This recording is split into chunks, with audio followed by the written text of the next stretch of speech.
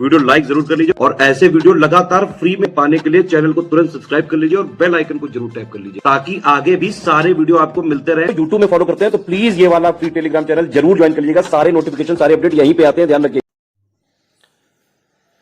नमस्कार साथियों, स्वागत है आप सभी का स्टडी फॉर सिविल सर्विसेज में। ये क्लास है हमारी मॉडर्न इंडिया की और मॉडर्न इंडिया में जो टॉपिक हमारा चल रहा था वो था सामाजिक तथा धार्मिक सुधार आंदोलन। ठीक है, ये टॉपिक हमारा शुरू हुआ था और अब इस टॉपिक को हमने पूरा का पूरा कवर कर लिया। उसमें हमने जितने भी सामाजिक सुधार कार्यक्रम थे, आंदोलन थे, सबको पढ़ लिया। हिंदुओं में, मुसलमानों में, पारसियों में, सभी में पढ़ लिया। ठीक है, अब हम देखेंगे इस टॉपिक से जुड़े हुए इंपॉर्टेंट प्रीवियस ईयर क्वेश्चन जो पेपर में पूछे गए हैं। तो चलिए जल्दी से इसको शुरू करते हैं। पहला है 1882 में ताराबाई शिंदे ने मराठी भाषा में स्त्री पुरुष तुलना इस बुक को लिखा, a comparison between women and man, इस तरीके से, इस नाम से। तो काफ़ी महत्वपूर्ण है, याद रखना, पेपर में पूछा गया है। अगला है रमाबाई रानाडे। रमाबाई रानाडे 19वीं सदी में महिलाओं के अधिकारों के लिए लड़ने वाली पहली भारतीय सामाजिक कार्यकर्ताओं में से एक थी। इनका विवाह महादेव गोविंद रानाडे के साथ हुआ है। इन्होंने पुणे में सेवा सदन, बात हो रही है रमाबाई की, और महिलाओं के कल्याण के लिए आर्य महिला समाज की स्थापना की। रमाबाई रानाडे ने मुंबई में हिंदू लेडीज सोशल क्लब की स्थापना की तथा 1886 में पुणे में महिलाओं के लिए पहला उच्च विद्यालय स्थापित किया। महत्वपूर्ण है, याद रखेंगे। चलिए आगे बढ़ते हैं। आगे है आनंदीबाई कर्वे। यह एक मराठी सामाजिक शैक्षणिक कार्यकर्ता थी। यह मराठी शिक्षक प्रसारक धोदो केशव कर्वे, डी के कर्वे की पत्नी थी। अगली हमारे पास व्यक्ति हैं काशीबाई कनितकर। यह 15वीं शताब्दी में संत कवि कान्होपात्रा के बाद महाराष्ट्र भारत की मराठी की पहली प्रमुख महिला लेखिका थी। इनका विवाह 9 साल की उम्र में वासुदेव गोविंद कनितकर से हो गया। 9 साल की उम्र में। 1878 में राजमुंद्री सोशल रिफॉर्म एसोसिएशन की स्थापना कुड्डूकुरी वीर से लिंगम ने किया। तेलुगु साहित्य के आधुनिक काल के प्रसिद्ध साहित्यकार एवं समाज सुधारक थे ये। इन्होंने गद्य ब्रह्मा नाम से इनको जो है गद्य ब्रह्मा नाम से ख्याति मिली। इनको तेलुगु में पुनर्जागरण आंदोलन का जनक माना जाता है। इनके प्रयास से 11 दिसंबर 1881 को राजमुंद्री में पहले सवर्ण विधवा पुनर्विवाह का आयोजन हुआ, जो आंध्र प्रदेश में पहला विधवा विवाह था। तो देखिए महत्वपूर्ण है, याद रखेंगे इसको। ठीक है, आगे देखिए। आगे है द महाराज लाइबल केस। 1861-1862 में ब्रिटिश काल में बॉम्बे हाईकोर्ट में केस चलाया गया। इसमें यदुनांग ब्रजरतन जी महाराज ने यह मुकदमा एक सुधारक तथा पत्रकार करसन दास मूलजी के विरुद्ध सत्यार्थ प्रकाश नामक उनके समाचार पत्र में छपे लेख के आधार पर किया। तो ध्यान रखना, the Maharaja libel case paper में पूछा जा चुका है। हालांकि इसके ऑलरेडी हम लोग एक बार डिस्कस कर चुके हैं। मौलाना अब्दुल बरी पहले देवबंद आंदोलन से संबंधित थे, लेकिन बाद में वे फिरंगी महल से जुड़ गए। आप मुझे जरा कमेंट करके बताइए फिरंगी महल क्या चीज़ है। चलिए देखते हैं आगे। H.T. कोलक्रुप, विलियम कैरी तथा जेम्स प्रिंसेप तीनों प्राच्यविद थे, जबकि चार्ल्स ग्रांट पाश्चात्य शिक्षा के समर्थक थे। ठीक है।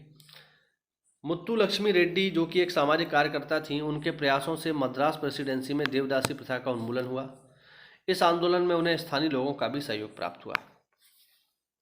टी माधवराव ने 1888 में प्रथम राष्ट्रीय महिला आंदोलन के अधिवेशन में, जो कि मद्रास में हुआ था, उसकी अध्यक्षता करी।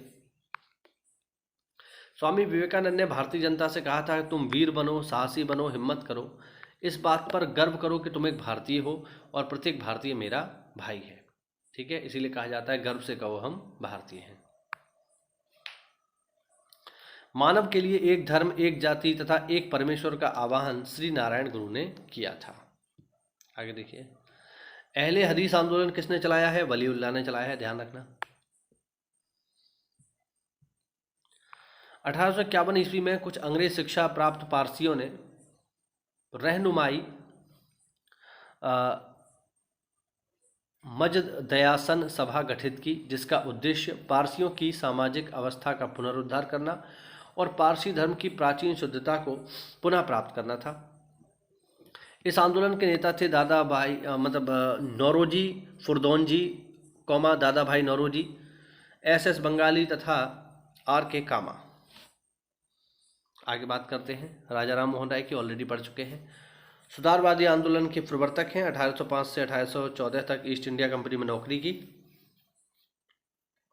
उसके बाद समाज सुधार में लग गए। सती प्रथा के विरुद्ध जबरदस्त आंदोलन चलाया और इन्हीं की वजह से 1829 में सती प्रथा समाप्त हुई। 1814 में इन्होंने आत्मीय सभा स्थापित करी है, याद रखना इंपॉर्टेंट है। 1816 में वेदांत कॉलेज तथा 1821 में यूनिटेरियन सोसाइटी की स्थापना तथा 1828 में ब्रह्म समाज की स्थापना इनके द्वारा की गई है। आगे देखते हैं। भारत छोड़ो आंदोलन 1942 के दौरान देश के कई भागों में समांतर सरकार का गठन किया गया।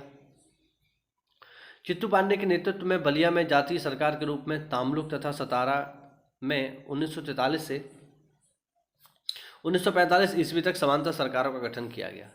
सतारा में सबसे पहले लंबे समय तक प्रति सरकार के नाम से सरकार का गठन किया गया, जिसमें वाई चौहान, नाना पाटिल आदि नेताओं की प्रमुख भूमिका रही।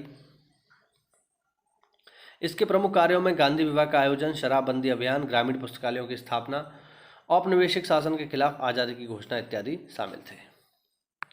13 अप्रैल 1919 को जलियांवाला बाग में आयोजित सभा स्थल में उपस्थित भीड़ पर अंग्रेज जनरल सर माइकल ओडायर ने बिना किसी पूर्व सूचना की गोली चलाई, जिसमें 1000 लोग मारे गए। सरकारी रिपोर्ट के अनुसार 10 मिनट तक हुई गोलाबारी में 379 लोग मारे गए जबकि 1200 घायल हुए। हंटर कमेटी की रिपोर्ट के आधार पर माइकल ओडायर को निर्दोष साबित कर दिया गया। सरकार ने उसे सेना से निकाल दिया तथा ब्रिटिश अखबारों ने माइकल ओडायर को साम्राज्य का शेर कहकर संबोधित किया, उसको सम्मान दिया। माइकल ओडायर जब स्वदेश यानी लंदन में जब पहुंचे तो उधम सिंह ने अपना नाम राम मोहम्मद सिंह आज़ाद रखा और माइकल ओडायर की गोली मारकर हत्या कर दी। इस जुर्म में उनको फांसी की सजा दी गई। वर्ष 1974 में उधम सिंह की अस्थियों को भारत में लाया गया। तो ये हुआ साथियों आज का हमारा छोटा सा वीडियो। एक वीडियो और लेकर के आएंगे, उसके बाद ये पूरा का पूरा टॉपिक हो जाएगा समाप्त। ठीक है, मिलते हैं अगली क्लास में। तब तक के लिए जय हिंद, जय भारत, वंदे मातरम।